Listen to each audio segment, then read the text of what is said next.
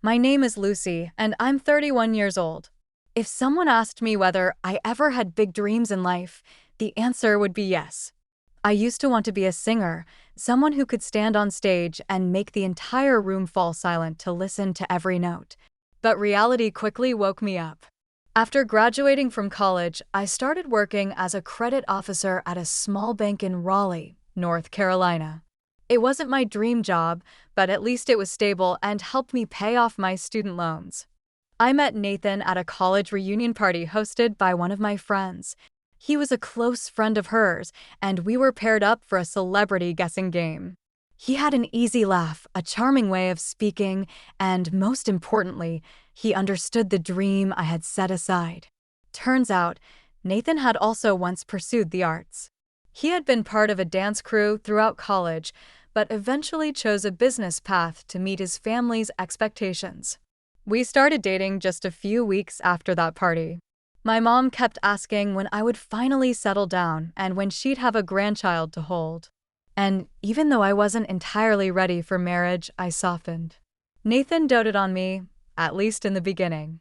Outdoor dinners, surprise gifts, like new headphones because he knew I still loved to hum while doing chores. Everything felt like a dream. A year later, we got married, and I decided to quit my job at the bank to focus fully on our family. Nathan worked for a financial consulting firm in Charlotte, had a decent income, and told me I deserved time to rest after all those busy years. But it wasn't long after the wedding that I began to understand more about his family. Nathan had a younger sister named Ivy, 3 years younger than us. His family always said Ivy had suffered nerve damage after a serious fever when she was 8. Since then, they said she couldn't speak or walk anymore. At first, I thought that was heartbreaking, a young woman bound to a bed and wheelchair for life. But strangely, Ivy didn't seem as sorrowful as I had imagined. Though she couldn't speak, she communicated through drawings and a letterboard. I was hesitant at first, but I learned to understand Ivy through her eyes, her smile, and her gentle gestures. I remember once sitting with Ivy on the back porch. I pointed to the sky and drew a musical note in the air. Ivy smiled and drew a heart. I laughed and signed back, "You understand me?" She nodded, her eyes sparkling like we had just shared a secret. If Ivy was a gentle light, then my mother-in-law, Linda, was a quiet storm. She always looked at me with a calculating gaze, as if I were a product still within the return window. Every time I stepped into her house, I felt like I was taking a surprise test. "Don't leave Nathan's shoes lying around like that. He looks like someone with no job," she'd say with disapproval. "If your husband looks like that, who's going to respect his wife?" I'd force a smile and quickly place the shoes back into the closet. Everything in that house had to be arranged a certain way. Towels folded left to right, laundry hung by color order. I was no stranger to perfectionism, but the way Linda carried it out always made me feel small. To her, Nathan was still little Nathan, and I, though legally his wife, was an outsider to the family. After the wedding, we lived in a small apartment just about a 20-minute drive from Nathan's parents' home. And somehow, Linda always knew exactly when I was home alone. She would call or, worse, show up unannounced, carrying a bag of groceries and a list of suggestions, as if I were a new housekeeper. I once thought marriage meant having a peaceful home. But gradually, I realized I had entered a family with an invisible hierarchy where every word was weighed to please the head of the house, and my sacrifices were treated as expected duties. And I never would have guessed that Ivy, the one seen as helpless and silent, would be the person who changed my life forever. I don't remember exactly when things began to shift.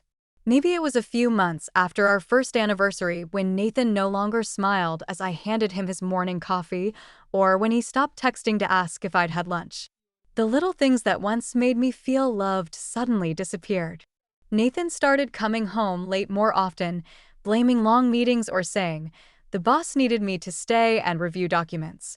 On those nights, I'd eat dinner alone, staring at my cold plate and convincing myself he was just busy with work. But over time, the distance between us grew more obvious. When I asked questions, he avoided them. When I stayed silent, he didn't reach out. As Nathan became more distant, I found myself growing closer to Ivy. I visited her often, and although at first my mother-in-law disapproved, I didn't care. Every time I came by, Ivy would be waiting by the window, her sketch pad ready. She drew little houses, cats wearing hats, kites flying in the sky. In her art, I saw her spirit, vibrant, intelligent, and far more perceptive than anyone in the family gave her credit for. I started teaching myself sign language in the evenings after Nathan was asleep or working on his computer. At first, I only learned basic signs like hello and thank you. But soon, I understood more. It wasn't just a language. It was a bridge between me and Ivy. Whenever we talked with our hands, it felt like we were escaping a cold world where my mother-in-law's sharp words still echoed in my ears. "I don't understand why Nathan chose someone like you," Linda said one evening when I had just helped Ivy tidy her room.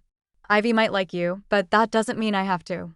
I didn't respond, not because I had nothing to say, but because I knew with Linda, silence was the clearest form of resistance. Every word she uttered felt like an attempt to correct me. And Nathan? He neither defended me nor disagreed with his mother. Every time I mentioned her cutting remarks, he would shrug. "That's just how Mom is. Get used to it." Eventually, I stopped telling him, and he stopped asking. One early fall evening, with leaves just starting to turn gold, I went to Nathan's parents' house with a tray of homemade pumpkin bars. Ivy loved pumpkin bars, and I wanted to surprise her. But as I stepped inside, I saw Nathan sitting in the living room with his mom, both laughing, something I hadn't seen him do around me in a long time. "You're here tonight?" Nathan asked, not sounding the least bit happy. "I made these for Ivy," I replied gently, setting the tray on the table. "You didn't mention you'd be here." "No need to mention it," my mother-in-law cut in, her eyes cold. "Family can come by any time." It sounded warm, but I knew it wasn't meant for me. I walked over to Ivy. She was sitting by the window, as always, but this time without her sketch pad, just hugging a blue pillow tightly. She looked at me, blinking slowly as if to ask, "Are you okay?" I forced a smile and signed, "I'm fine." But at that moment, I realized my hands were trembling. That night, when we got back home, Nathan barely said a word. I took off my coat, hung it up, then turned to him and asked, "Is there something you're not telling me?" He flinched. "What kind of question is that?" "I don't know. I just feel like you're not really here anymore." "Not fully." He sighed, staring at the floor for a while before saying, "It's just work. Don't overthink it." There it was again. Don't overthink. I said nothing more. But I knew my instincts weren't wrong. Something was happening in this family, and I, once someone he cherished, now felt like an outsider in my own marriage. Ivy was the only light left. But what I didn't know yet was that her light would be the one to reveal all the secrets Nathan and his family had been hiding for so long. About 3 weeks later, on a quiet weekend morning, I was making breakfast when Nathan walked into the kitchen, looking uneasy. He set his phone down on the dining table and gave me a cautious look, like he was about to say something important. "Lucy, do you have any plans for next week?" he asked with a hesitant tone. I stopped what I was doing and turned to look at him. Lately, Nathan rarely asked about my schedule. My heart started to beat a little faster. "I don't have anything planned." "Why?" Nathan hesitated for a moment before continuing. "My family just decided to take a trip to Hawaii. My parents and me too." I was surprised and, for a second, even a little excited. Hawaii? Wasn't that the place we had once planned to visit for our second anniversary? But that brief moment of excitement quickly faded when I saw Nathan's expression. He didn't look like he intended to invite me along. "So, what about me?" I asked, trying to keep my voice steady, though the sting of being left out had already begun to rise. Nathan stared down at the table, avoiding my eyes. "Lucy, this time it's just a family trip. Actually, there's something important I want to ask you." A wave of unease washed over me. I took a deep breath to steady myself. What is it you want me to do? He paused, then said, my family would like to ask you to stay home and take care of Ivy while we're gone. I froze, disappointment crashing over me. I had sensed the growing distance lately, but I never imagined Nathan would exclude me this blatantly. Take care of Ivy, I repeated, disbelief clear in my voice.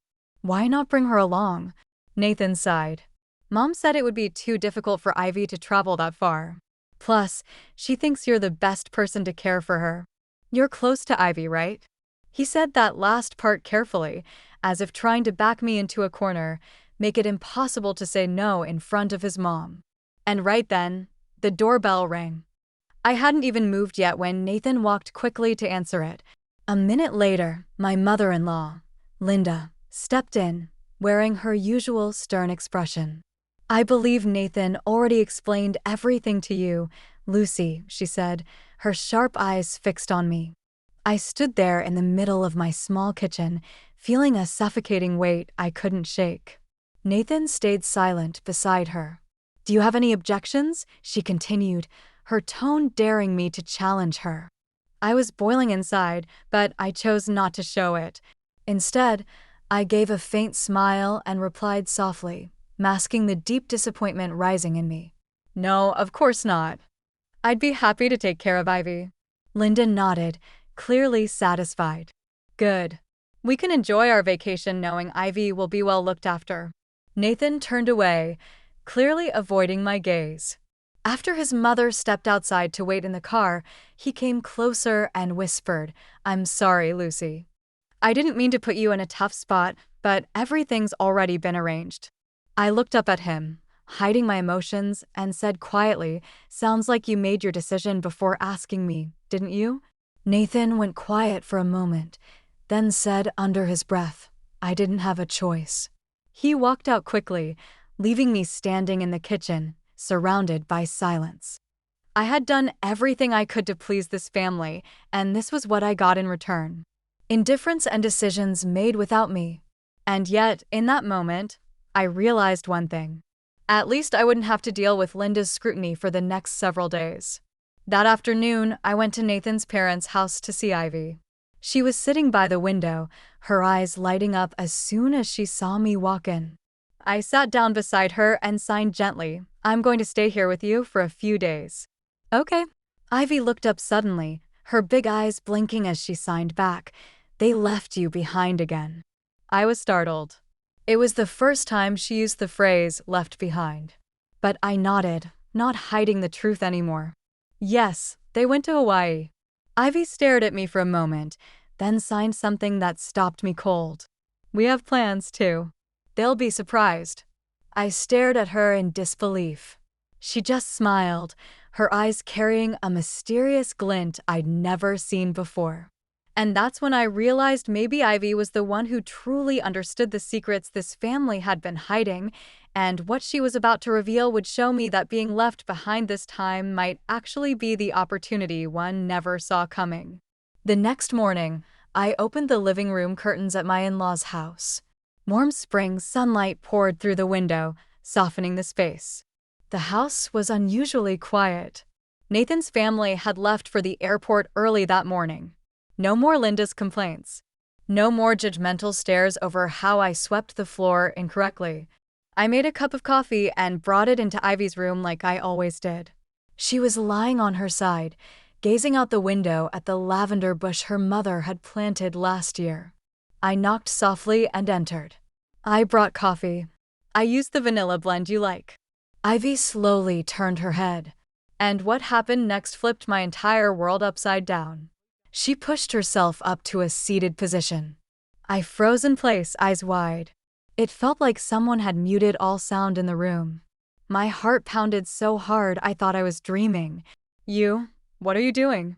I stammered, unable to hide my shock. Ivy let out a soft laugh, then, unbelievably, spoke. Her voice was gentle yet firm. Calm down. Don't freak out. I almost dropped the coffee cup. Ivy, you can talk. You can walk. She stepped out of bed, taking solid steps toward me. No trembling, no hesitation, completely steady. I never lost the ability to walk or talk, she said calmly. It was all an act, one I had to keep up for years to protect myself. I couldn't speak. Memories came rushing back, pushing Ivy's wheelchair, comforting her after Linda's scolding. Had all of it been fake? Why? I finally asked. Why would you do that? Ivy sat down in a chair and motioned for me to sit too. Then she began to speak, her voice clear and even. I'm Nathan's half-sister. His dad had me with his first wife. My stepmother, Linda, never saw me as part of the family. After my dad passed away, she gained full control. I was a burden, something she had to tolerate. When I had a high fever at 10, she didn't take me to the hospital in time, and she was the one who told neighbors I had brain damage. When I recovered, I chose to stay silent. I could hardly believe what I was hearing. You pretended all these years? Not forever. Just since I realized that the weaker I appeared, the less they paid attention, and the less attention, the more freedom I had. She smiled. You were the only one who saw me as a real person, not a responsibility, not a burden. I sat there, stunned. The pieces started to fall into place. I remembered her knowing looks every time Linda lashed out at me. The quiet smiles, the subtle winks. All along, Ivy had been alert, watching, waiting. But why now? I asked. Why tell me this now? Ivy stood up, walked to the closet, and pulled out a small suitcase. Because we're going on a trip, she said, her voice unusually upbeat. You didn't really think I'd sit around and watch them have fun in Hawaii, did you? My jaw dropped. You're going to Hawaii? She nodded firmly. Plane, tickets, hotel, everything's ready. And yes, you have a ticket too. Dad left me some money before he passed. I saved it for the right moment. I shook my head, still stunned. Ivy looked at me, more serious now than ever. Lucy, you need to see who Nathan and his mother really are. You deserve the truth. And trust me, Hawaii is where everything changes. I looked into her eyes, no longer timid or passive. Standing before me was a strong woman who had stayed in the shadows long enough, waiting for just the right moment. I took a deep breath. Maybe for the first time in months, I felt chosen not to serve, not to please, but to finally rise up and face the truth. I smiled. If you're ready, then so am I. Let's go. Ivy nodded, her smile blooming. And just like that, the journey began, not just to Hawaii, but toward the truth behind the marriage I once believed was peaceful. The flight took off early in the morning, just after sunrise. I sat beside Ivy in the economy cabin of a domestic airline, still feeling a little breathless. Everything had happened so fast. Just yesterday, I had quietly accepted my role as the one left behind. And now I was flying to Hawaii with the sister-in-law everyone thought was helpless. Ivy wore a loose white shirt and simple jeans. Her hair was tied back, sunglasses on, looking like any confident young traveler. Every now and then, she turned to flash me a playful smile, like we were winning a secret game only the two of us knew about. Still shocked, Ivy tilted her head as the flight attendant handed US drinks. I exhaled and shook my head slightly. Not shocked exactly, just. I never imagined things could turn around like this. Sometimes, she said, sipping her orange juice, it takes a shock to wake us up from a bad dream. I stayed quiet. She was right. I'd been living in a distorted dream for too long, believing in love, in family, in what I thought was real. After nearly 6 hours in the air, we landed at Honolulu Airport under the blazing sun. Ivy hailed a taxi she had pre-booked, taking us to a luxury beachfront resort in Waikiki. Blue ocean, white sand, salty breeze. Hawaii was breathtaking, but I hadn't come here to relax. At the front desk, everything had already been paid for in Ivy's name. She quickly handed me my room key and subtly signed for me to stay quiet since staff were nearby. Once we got to our room, I couldn't hold back anymore. Ivy, where did you get the money for all of this? I asked quietly. She took off her sunglasses, smiling with that same mysterious calm.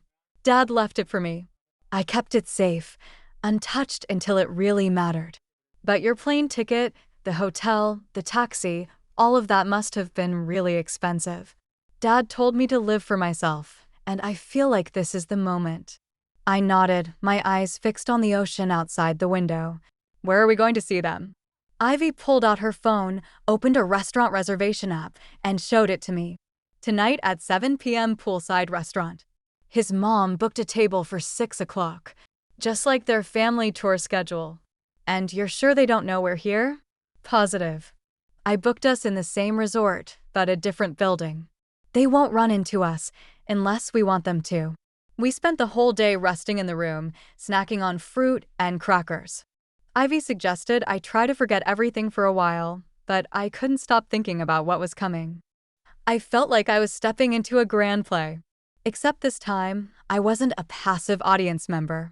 I was the main character about to walk onto the stage. Around 6 p.m., Ivy did her makeup lightly, tied her hair up, and put on an emerald silk jacket. I chose a long navy dress, simple but elegant. We both looked different, not like the women underestimated back home, but like two people in control. On the way down to the restaurant, Ivy squeezed my hand. They're going to be shocked, but don't get too angry. Let them expose themselves. I nodded, my heart pounding. As we approached the poolside restaurant, we hid behind a row of palm trees just a few steps from Nathan's family table. Ivy whispered, "That's her." My stomach dropped. You mean she's the one Nathan's been seeing? I saw messages from an unknown number on Mom's phone when she left the table. They called her the backup plan. I said nothing. My head was spinning. I looked back at the table where my husband was smiling brightly, like I never even existed. He leaned in and whispered something to the woman, making her laugh hard and place her hand gently on his shoulder. Ivy looked at me. Ready? I tightened my grip on her hand, a cold smile forming on my lips. Yeah, time for the real show to begin. We positioned ourselves behind a row of palm trees just a few steps from Nathan's family table. Under the warm lights, glasses clinked and laughter filled the air. My mother-in-law, Linda, was raising her glass of wine, her face beaming. No trace of the cold, judgmental woman who had hurled so many criticisms at me. But what really stunned me was the sight of Nathan sitting so close to that unfamiliar woman. She looked polished, young, confident, her hand resting casually on Nathan's like it belonged there. There wasn't a hint of guilt on his face. No sign that he had just left home, abandoning his wife to care for a sister supposedly unable to walk. Not one check-in, not one look of regret. Ivy quietly slipped a small phone with an earpiece into my hand. I placed a recorder under their table before they arrived, she whispered. I'm sure they'll say something you should hear. I slid the earpiece in, my hands going cold as their voices rang clearly in my ears. She's never been anything special, Linda said sharply. Hasn't done a thing for this family. If you're divorcing her, at least. Nathan's voice followed, low and firm. I'll figure something out.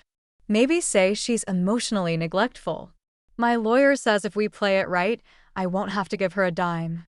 I could even come out ahead. The girl next to you looks promising, Linda chuckled. Compared to Lucy, like gold next to rotting wood.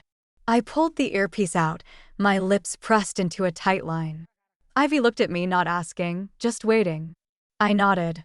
We stepped out from the shadows and walked straight toward the table. I moved slowly, each step echoing against the wooden deck of the outdoor restaurant. Nathan looked up first. The stunned look on his face nearly made me laugh. Linda froze, her hands still midair, wine glass suspended. Good evening, I said, my voice strong and clear. Hope everyone's enjoying dinner. Lucy, Nathan stammered. What? What are you doing here? Before I could reply, Ivy stepped forward. All eyes turned to her, and without saying a word, she calmly walked over to the table and pulled out a chair across from her stepmother. You're walking. Linda could barely speak.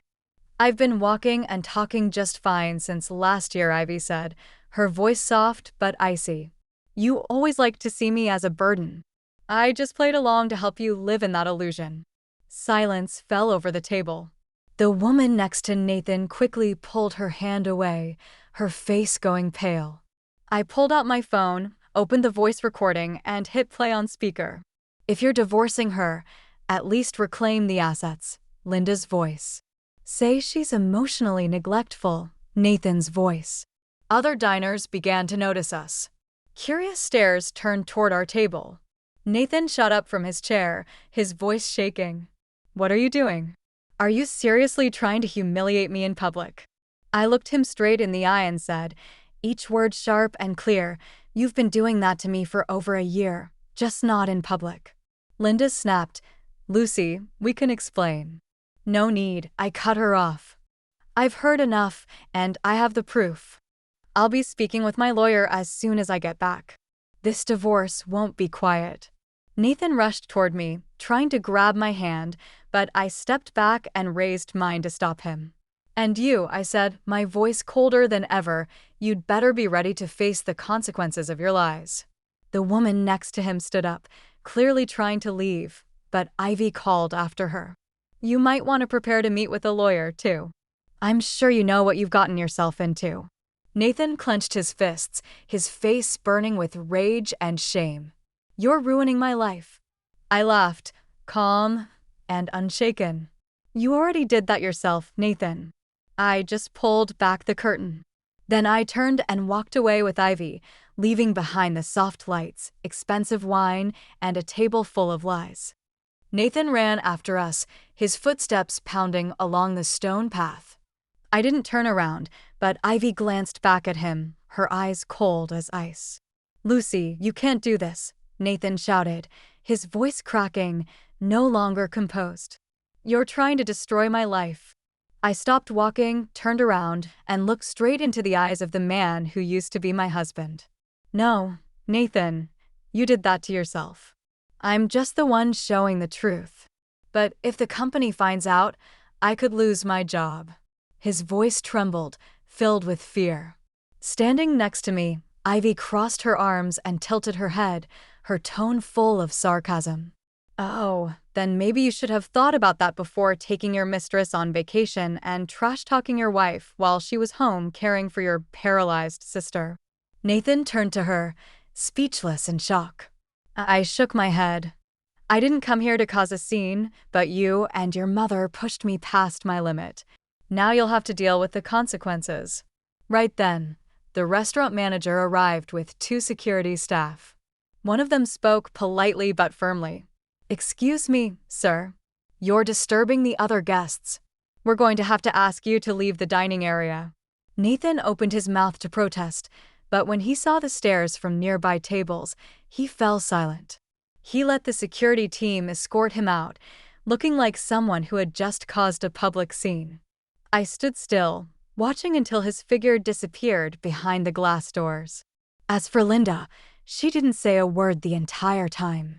Her hand gripped her wine glass tightly, as if letting go would shatter everything. When I walked away, she remained frozen. Her eyes weren't proud anymore, just hollow, like someone who had just lost all the control she once held. Ivy and I walked back to our room without speaking. We both knew things were only going to get more complicated. But a strange sense of relief flooded through me. For the first time in a long while, I wasn't stuck in a role someone else had cast me in. The next morning, I made a call to North Carolina and contacted a law firm recommended by an old college friend. Though she no longer worked there, they arranged a meeting for me with an attorney named Marilyn Carter. Her voice was calm, steady, and firm. It gave me confidence from the very first minute.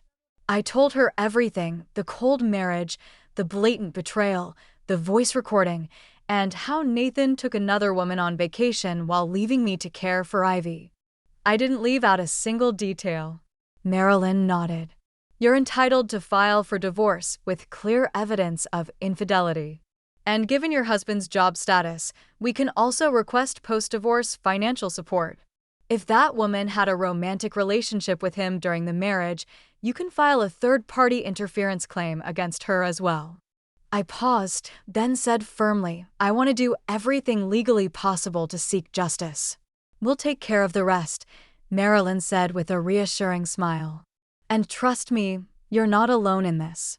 In the following weeks, everything moved quickly. My lawyer gathered solid evidence, hotel bills, photos, audio recordings, and messages Ivy helped retrieve from her stepmother's old phone. It was all added to the case file. A month later, I received the official notice. Nathan was ordered not only to divide the marital assets, but also to pay spousal support for the next 3 years. On top of that, the other woman, Melanie Harper, was sued for alienation of affection with a civil compensation demand.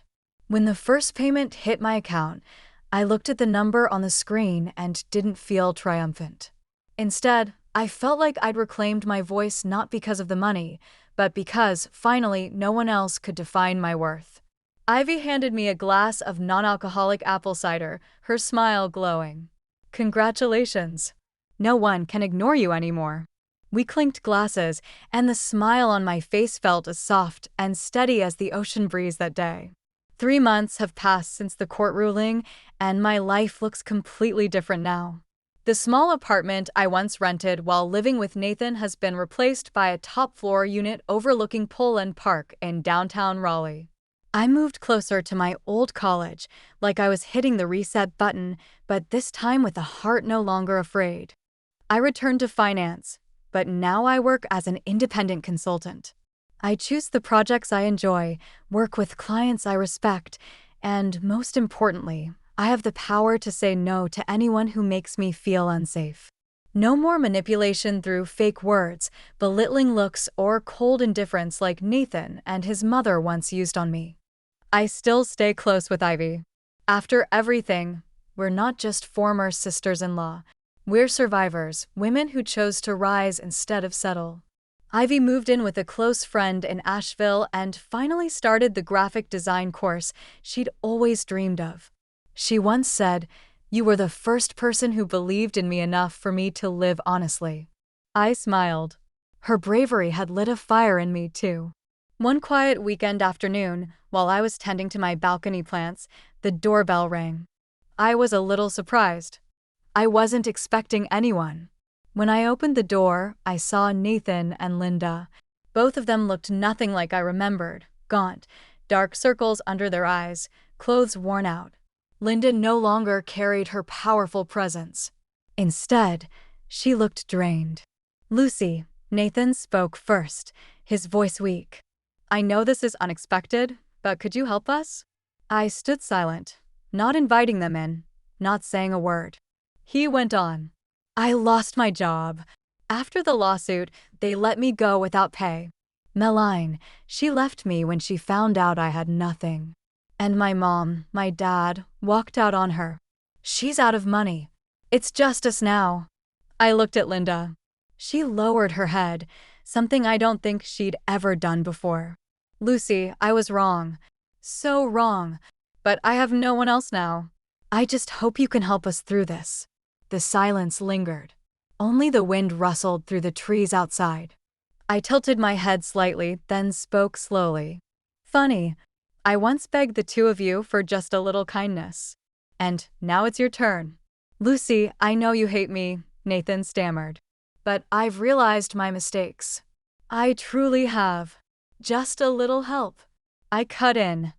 "I don't hate you, Nathan. I just regret wasting so much time thinking you were worth it." Linda's eyes were red. "You can't be this heartless." I smiled softly. "I'm not heartless. I've just learned how to set boundaries, and mine is this. I won't go back to anyone who once disrespected, used, or betrayed me." I calmly closed the door before they could say another word. Before heading back inside, I walked to the corner of the balcony, opened the jar of sea salt I'd prepared earlier, and sprinkled it along the threshold. My own little ritual, a way to sweep away whatever darkness had once entered my life. I don't believe in superstition, but I do believe in symbols, and to me, that handful of salt was a clear declaration. The past no longer has a place in my present. Inside the apartment, The sunset was casting the western sky in a brilliant orange hue. I sat on the sofa, hugging the knitted pillow Ivy once gave me, and felt my heart completely at peace. Not all endings are perfect, but some endings are necessary. And for me, this wasn't just the end of a marriage. It was the end of a life lived in silence and the beginning of a life I chose for myself. From my own experience, I realized that sometimes strength isn't about holding on to a relationship. It's knowing when to let go. I was betrayed, dismissed, and left behind. But those very things helped me rediscover my worth. Life doesn't end when someone walks away from you. It truly begins when you decide to move forward for yourself. And I hope that anyone reading this finds the courage to choose their own happiness.